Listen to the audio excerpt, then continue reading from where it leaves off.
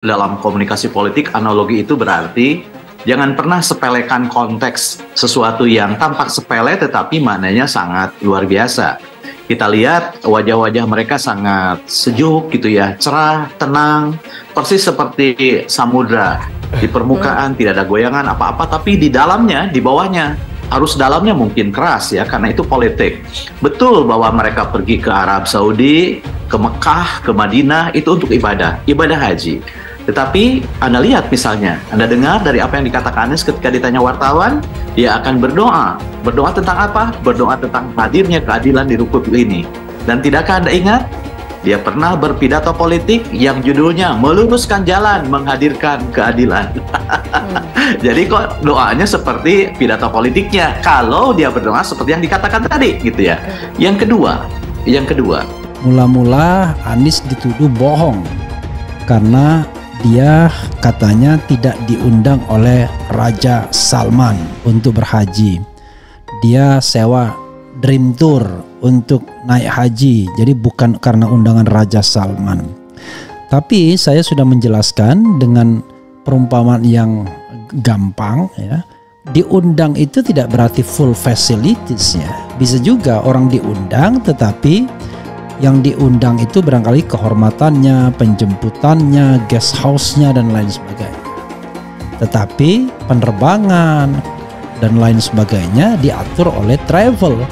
Wajar kan, masa dia atur sendiri? Atau misalnya Arab Saudi punya travel sendiri, kan nggak mungkin. Jadi harusnya tidak menjadi isu. Nah, yang jadi masalah adalah Ganjar ke sana itu atas undangan raja juga atau tidak. Pagi ini saya mendapatkan kiriman poster termuat di galeri HP saya, dan saya sungguh-sungguh sedih, sungguh-sungguh prihatin dan mengejam keras karena di poster itu di belakangnya gambar Anies Baswedan, lantas ada tulisan tukang ngibul naik haji.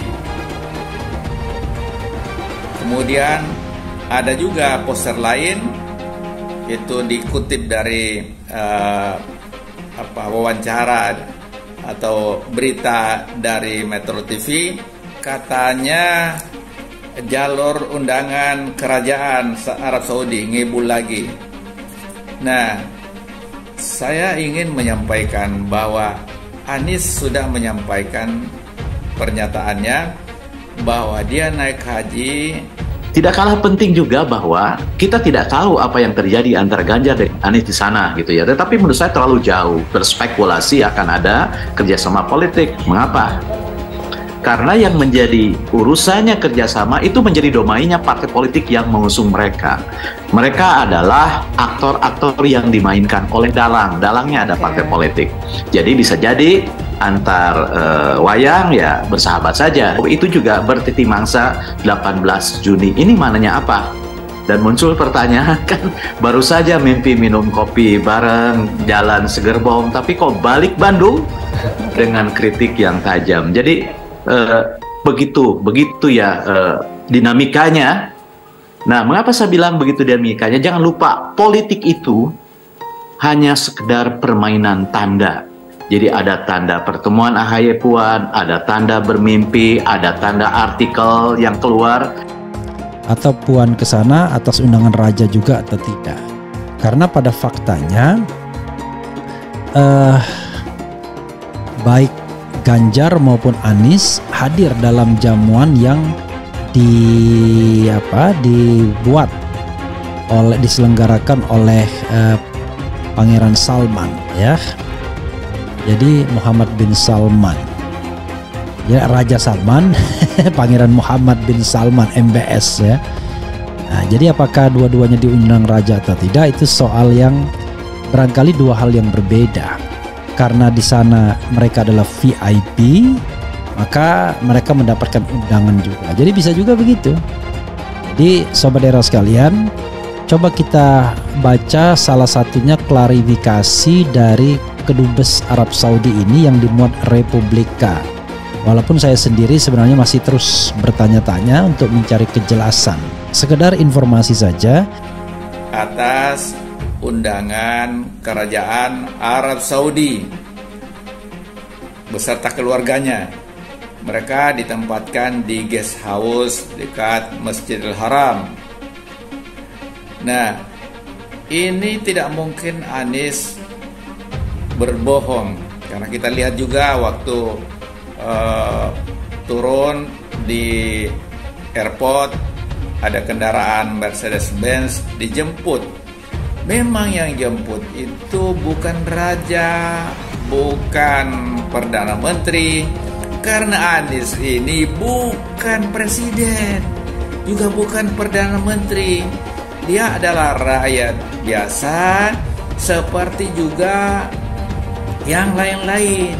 Setiap tahun pada musim haji itu kerajaan Arab Saudi mengundang banyak tokoh. Ketika Anies dijabat putra Raja Salman, Ganjar Pranowo duduk di baris kelima bareng tamu undangan. Kutip dari warta kotalive.com Jakarta. Pertanyaan sekaligus tudingan yang menyebutkan Anies Baswedan berbohong soal kepergiannya ke Tanah Suci atas undangan Raja Arab Saudi Salman bin Abdulaziz Al Saud akhirnya terjawab. Calon presiden dari Koalisi Perubahan untuk Persatuan itu menegaskan diri menjadi tamu kehormatan lewat status Instagramnya _Anies Baswedan pada Jumat 30 Juni 2023. Dalam postingannya, Anies mengunggah potretnya ketika bertemu dengan putra mahkota Arab Saudi Muhammad bin Salman Al Saud di Mina, Mekah, Arab Saudi pada Kamis 29 Juni 2023. Dalam potret tersebut, Anies terlihat tengah menjabat erat tangan sang pangeran. Tatapannya terlihat tajam ke arah penerus Raja Salman itu. Begitu juga dengan sang putra mahkota kepadanya. Sejatinya haji adalah panggilan dari Allah Subhanahu wa taala.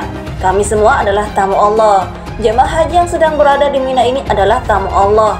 Kami semua menjawab panggilan itu dengan talbiyah.